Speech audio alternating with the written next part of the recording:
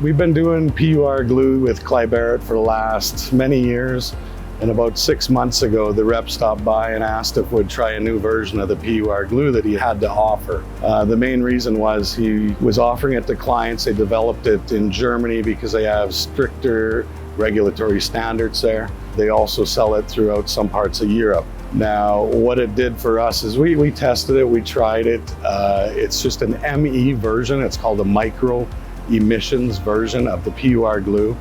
When we first did PUR gluing, we had to do the ventilation out the roof with the old PUR glue, but now that the new glue has such low isocyanates in the glue, our operators no longer need the ventilation required that you used to have to for the PUR gluing. According to the Kleiberit rep, we're the only ones in North America using the glue so far. And I get that, because once you get into a glue that you're used to and you appreciate using, you're comfortable knowing that glue. We took the risk, we tried it.